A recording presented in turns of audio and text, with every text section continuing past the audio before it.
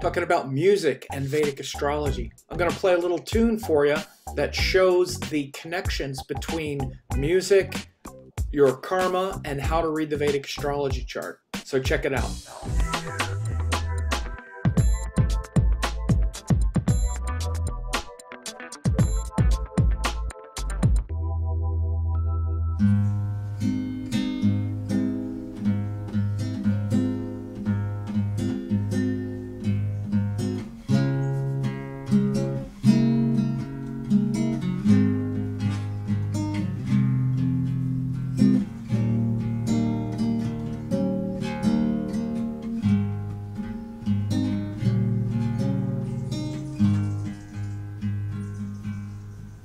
So you're wondering, why am I playing this little melody on the guitar? Well, I'm playing it because it has a lot to do with some of the deep principles of astrology and karma. This is a little tune that I wrote a few weeks ago, just kind of fooling around. And I really like it because it has this melody that kind of moves. Hear that note going a little bit higher? And then it releases there.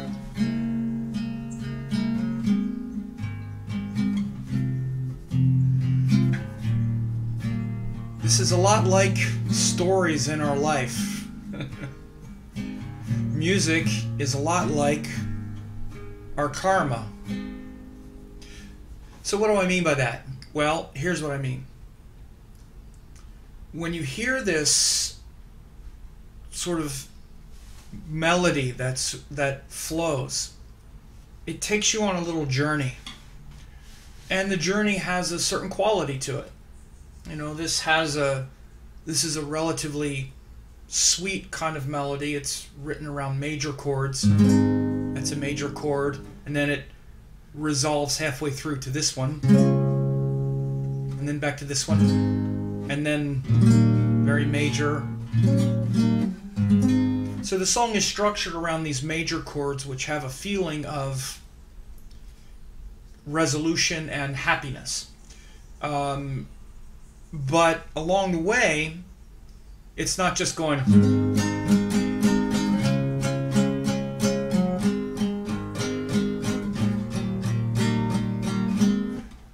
It's moving, and it has these little movements happening. Now,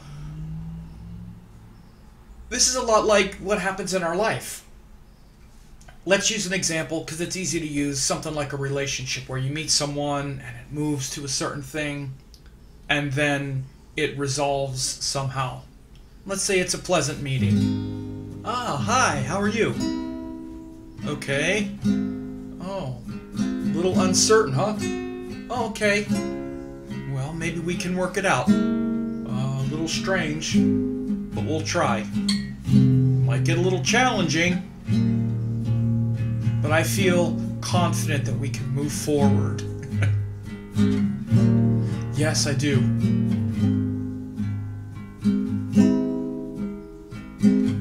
It's a little uncertain. Okay.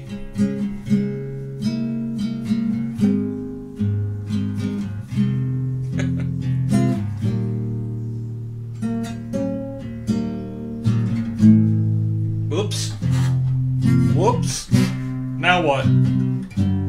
Now, I purposefully threw that monkey wrench in there because your ear was ready for that resolution.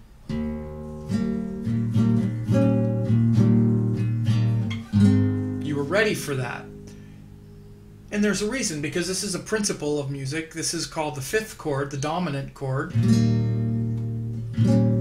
that leads back to the one, where things resolve and start over.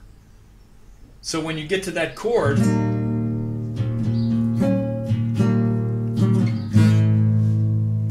it's unsettling. Sometimes our karma plays out like this, or it goes, oops, didn't resolve. now this crazy thing going on. And our karma can also lurch back and forth like this, where things don't unfold harmoniously.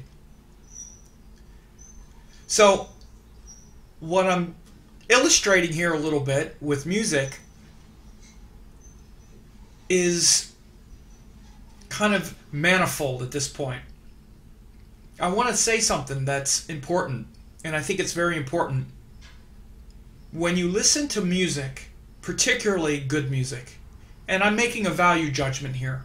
I'm saying good music meaning beautiful music. Not music that's... Now, I've listened to all kinds of music, and I actually like all kinds of music. Sometimes, especially like aggressive music, I've listened to, you know, punk and industrial, heavy, hardcore music and stuff like that as well. But when you listen to beautiful music, particularly like classical music, music that has a quality literally of beauty, where it resolves like this, where you have something that maybe moves through a certain amount of tension and release, but then resolves, and you emotionally go through the story of the music, you live this resolution vicariously through the music. One of the reasons why I think music is so healing, particularly beautiful music, and again, I'm making a distinction. I'm not talking necessarily about the aggressive teen angst music that we loved when we were a teenager. That's a sort of different category. Maybe we go back and recapture some innocence that we might have had in that music. I do that all the time. I like listening, especially to some of the music that came out when I was a kid, that really touched my heart, because it reconnects me to that heart, to a certain innocence. But when we also listen to music that's sort of sublime and beautiful, especially like classical music, what we do is we get to experience that beauty, and we get to experience that resolution, and we get to feel that sense of completion of something unfolding and resolving beautifully. And one of the reasons why I think especially it's always been very rewarding for me to play music, and for a musician, it's certainly satisfying to be able to sit down and at any time, you know, play something like this little piece of music. You know, this is something that I wrote. I've written a lot of music.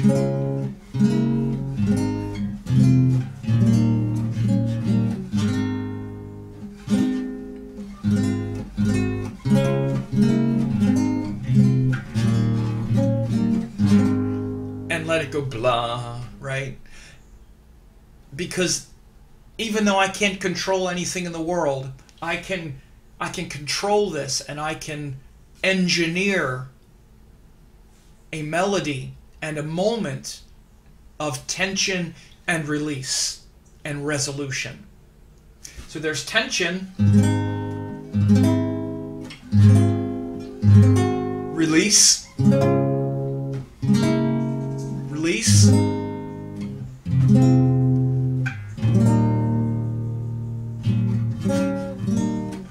release.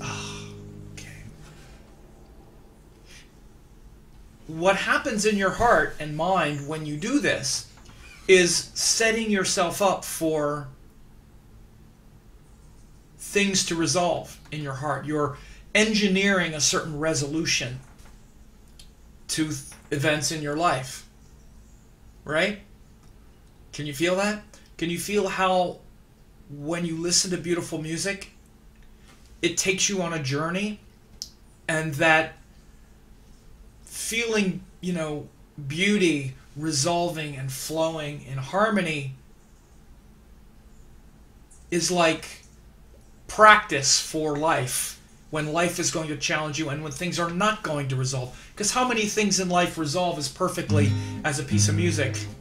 Not many. There's all these open loops in our life where things tend to go, you know,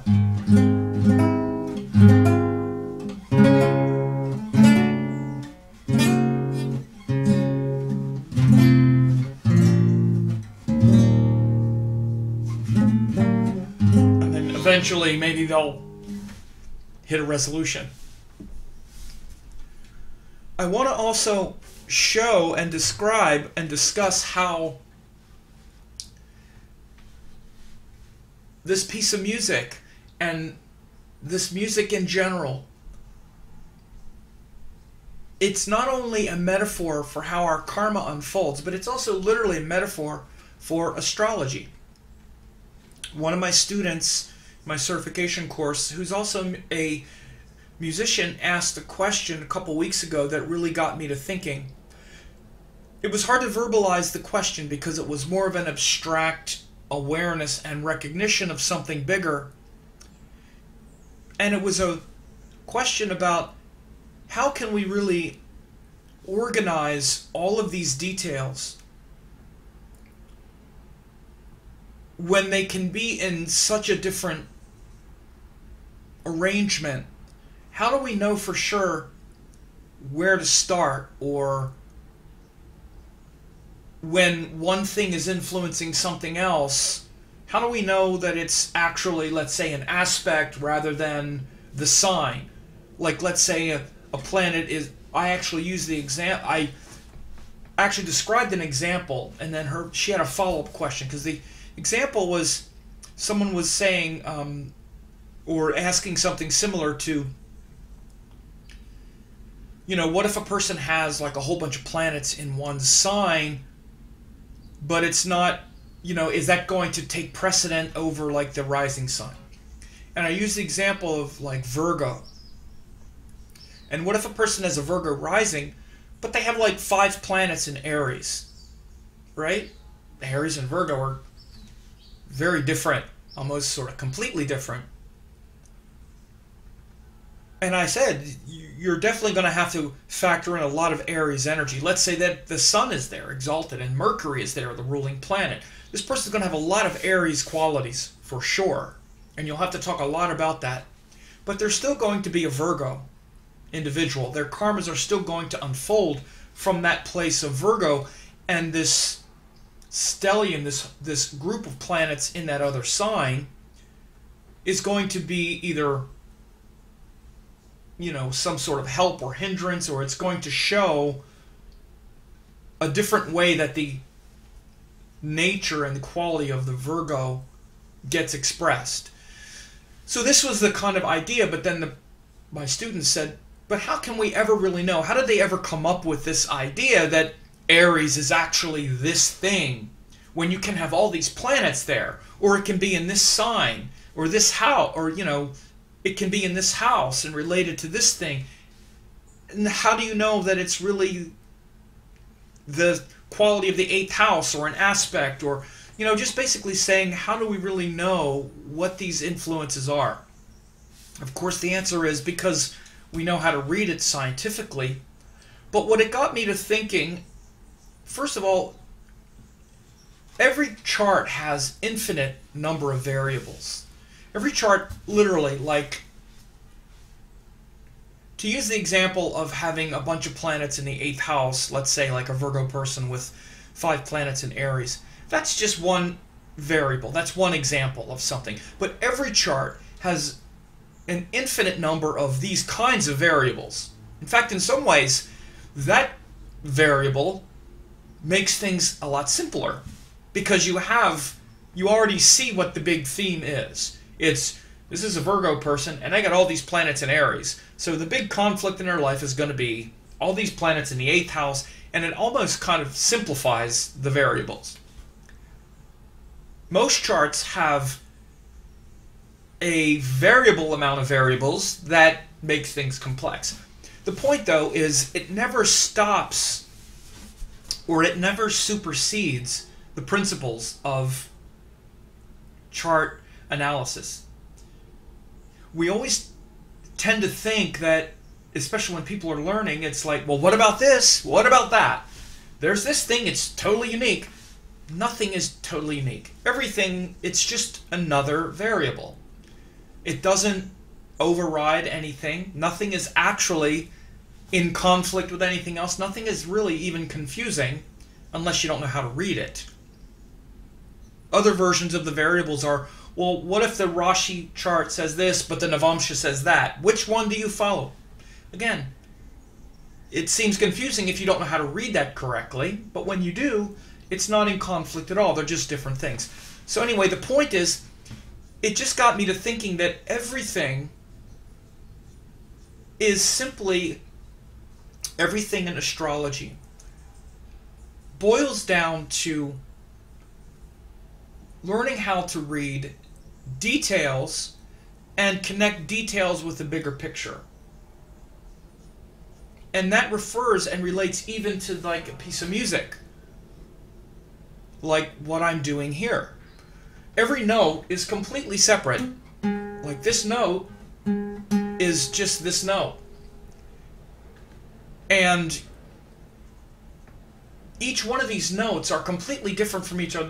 This note has nothing to do with this note, or this note, or this chord. It's part of this chord, but it's also part of this chord. It's also part of this chord. So this note is completely independent, but can be used in an infinite number of ways. It could be part of this chord, as difficult as that is to listen to, or this one. Again, very odd combination of sounds. So this sound is just this one sound. And it can be related to every other sound. You could have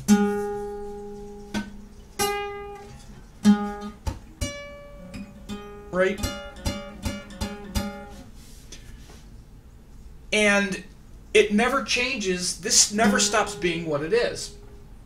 So for instance, in that piece of music that I just played, what if the piece of music was this?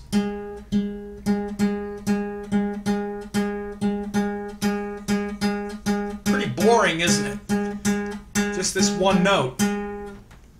But actually, that piece of music that I just played did contain just this one note over and over again. Like this.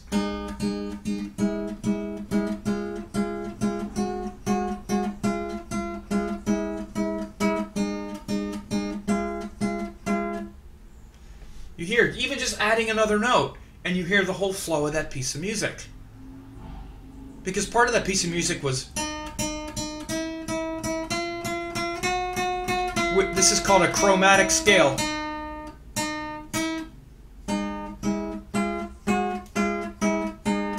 This is what makes that piece of music move.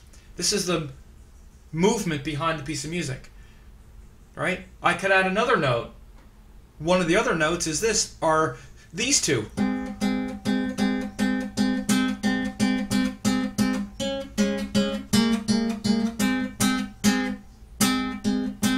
Again, very boring.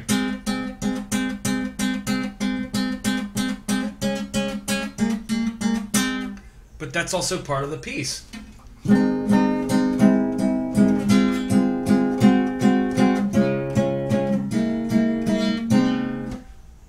So these two, this note, again, has nothing to do with that note, or that note, or that note. They're completely separate, yet when they're played together, they create a certain feel. Again, this note has nothing to do with this note. And in that piece of music, they're just played over and over again like this. And that's actually what gives the piece a certain structure. This is because it actually revolves around A major, these are the two chords in A major. Then it goes to D, then D7, no, D6, D minor 6, and then back to A major.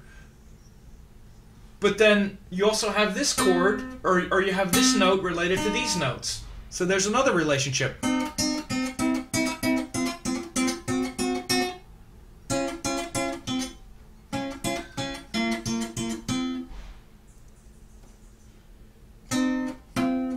Right? So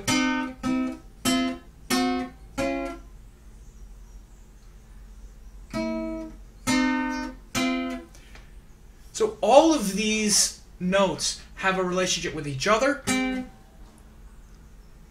a different tension with each other, but yet they're totally themselves. They also have nothing to do with each other. And together they make music.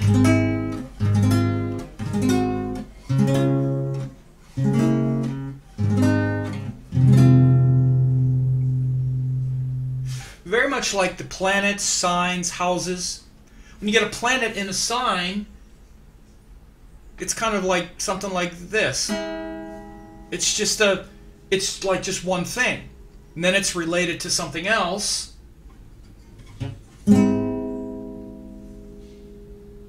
And then the dasha cycle runs and the planets are moving, and it starts to create a story. And maybe it's this story. It's a story of a relationship that gets fired off, and all of these components are then brought into a story. A karmic scenario unfolds, and it plays a certain melody, a certain story in our life. And again, we want that story to unfold, and it's going to sound a certain way. It's going to resolve and unfold a certain way, and we hope that it is in a way that's pleasant, rather than something like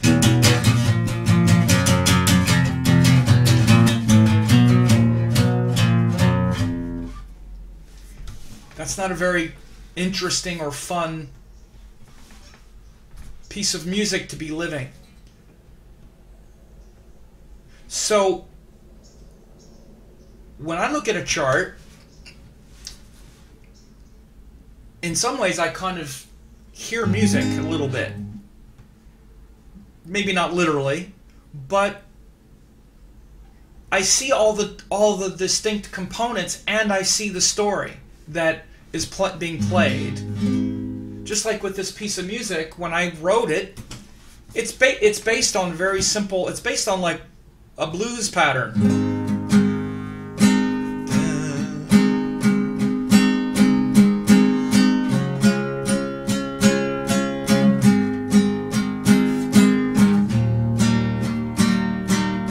This is like a rock and roll pattern, like Johnny Be Good or something.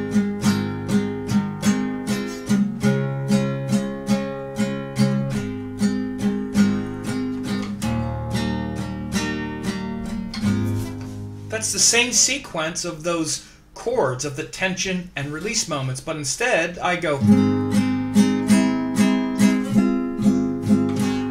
here it is.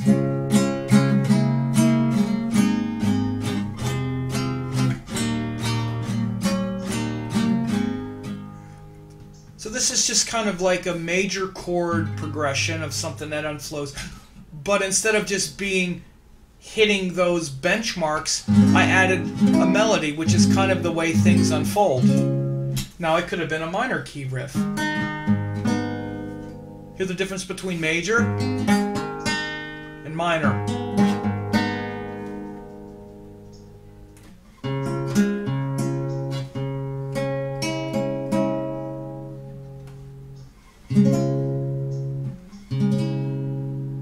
Right? Different sound. This.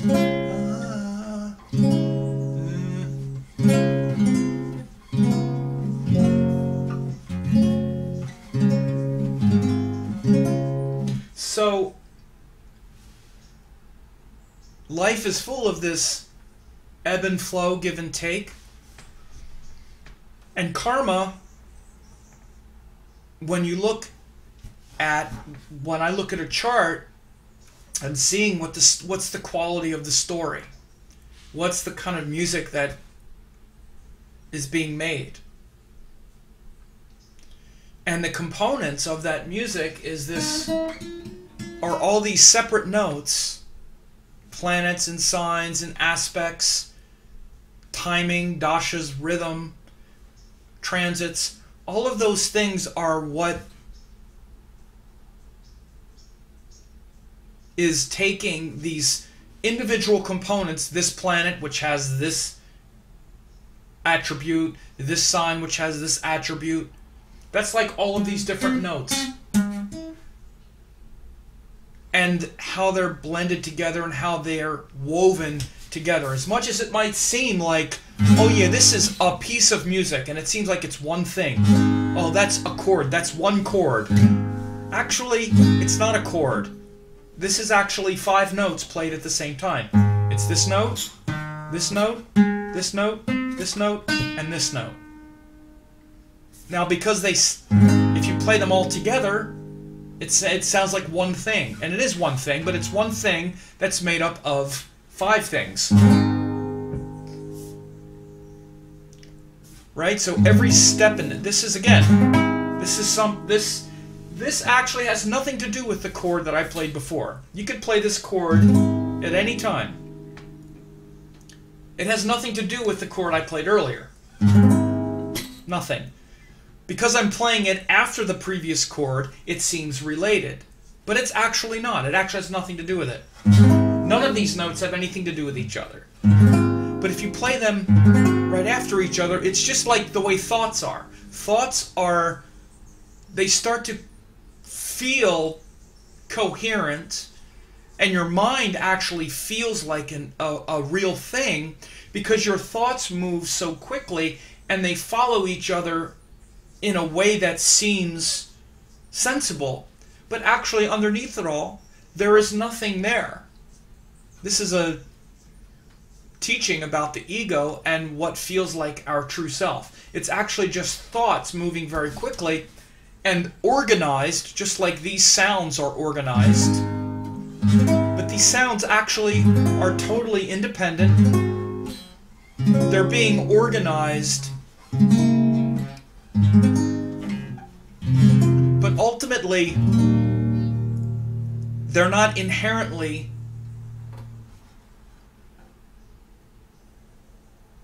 eternal or even related to each other.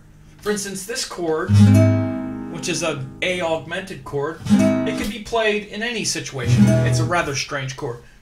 This chord, for example, this is like an F major 7th, it's a F sharp minor with an A bass. You know, you could play these chords in any situation.